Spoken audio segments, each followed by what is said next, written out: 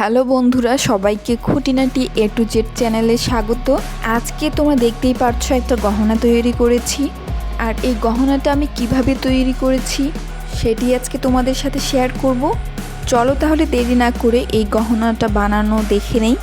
আমি এখানে মোটা একটা শক্ত পেপার নিয়েছি, তোমরা দেখতেই পারছো, এবং এটা আমি কিভাবে কেটে নিয়েছি সেটিও তোমরা দেখতে পারছো। এরপর লাগবে একটা লাল কাপড়, যেটির উপরে আমরা এই মোটা পেপারটা বসিয়ে দিব।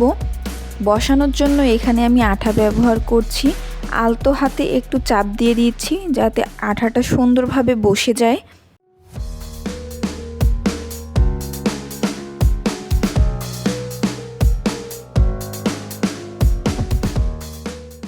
যেভাবে করে পেপারটা আমি শেপ দিয়ে দিয়েছি সেভাবে করে আমি কাপড়টাও কেটে নিব। কাপড় কাটা হয়ে গেলে আমি চারিপাশে একটু কেচির সাহায্যে কেটে দিচ্ছি যাতে এটি মোড়াতে অনেক সুবিধা হয়। চারিপাশে আঠা ব্যবহার করছি এবং আঙ্গুলের সাহায্যে কাপড়গুলো আঠার উপরে একটু চাপ দিয়ে দিচ্ছি। এভাবে করে পুরোটাই আমি করে নিব।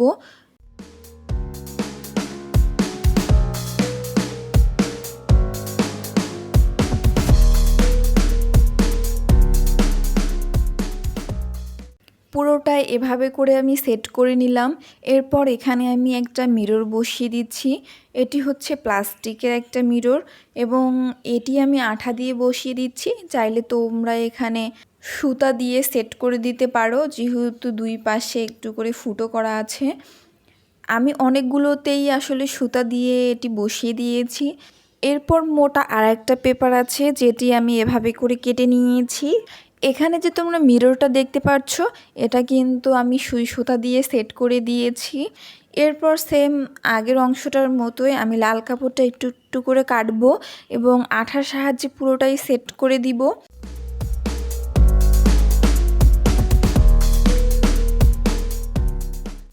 এরপর পুঁথি বসাবো, আর পুঁথি বসানোর জন্য এখানে আমি সাদা কালারের সুতা ব্যবহার করছি, যেহেতু এখানে আমি সাদা পুঁথি ব্যবহার করব।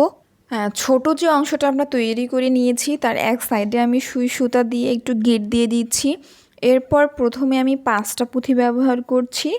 পুঁথিগুলো যাতে সুন্দরভাবে বসে এর জন্য আমি এখানে আঠা ব্যবহার করছি। এরপর পুঁথিগুলো এর উপর বসিয়ে দিব, সবার শেষে আমি গিট দিয়ে দিব। এভাবে করে আমি পুরোটাই পুঁথি বসিয়ে নিব।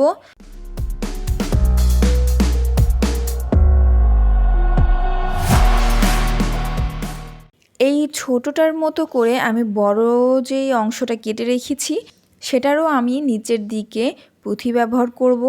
আমার কিন্তু পুঁথি বসানো হয়ে গেছে দুটাই। এরপর আমরা দুটাকে একসাথে জোড়া দিয়ে দিব। আর এই জোড়া দেওয়ার জন্য এখানে আমি ব্যবহার করছি চেন পুঁথি।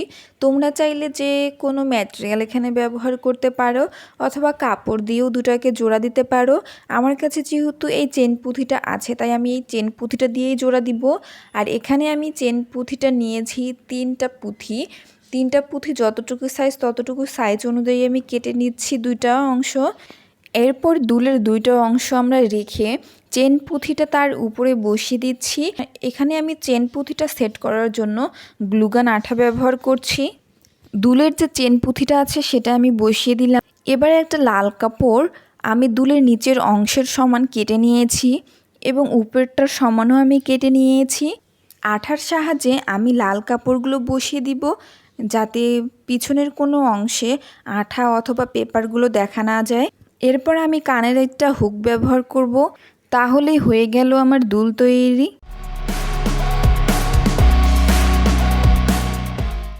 এবার চলে যাব আমি মালা তৈরি করার জন্য। এখানে আমি 3টা দুলের নিচের অংশ তৈরি করে রেখেছি, তোমরা দেখতেই পাচ্ছ। মাঝখানেরটা আমি একটু বড় রেখেছি আর 2 সাইডেরটা আমি একটু ছোট রেখেছি। এবার এই চেন পুঁথিটা দিয়ে এগুলো আমরা জোড়া দিয়ে দিব। আমরা এই চেন পুঁথিটা কিন্তু এই মালার পিছনে দিব, তার জন্য আমি এখানে গ্লুগান আঠাটা ব্যবহার করব। এরপর একটা টার্সেল ব্যবহার করব, আর এই টার্সেলটা আমার কাছে আছে তাই আমি এখানে গ্লুগান আঠা দিয়ে টার্সেলটা বসিয়ে দিচ্ছি। এভাবেই হয়ে গেল আমাদের মালা তৈরি। এভাবেই করে কিন্তু আমি আমার একটা টিকলি তৈরি করে নিয়েছি। তোমরা দেখতেই পারছো সম্পূর্ণ সেটটা দেখতে কত সুন্দর লাগছে, তোমরা নিশ্চয়ই বুঝতে পারছো। তোমরা চাইলেও কিন্তু এভাবে তৈরি করে নিতে পারো। আমার কাছে তো এই গহনাটা অনেক সুন্দর লাগছে দেখতে।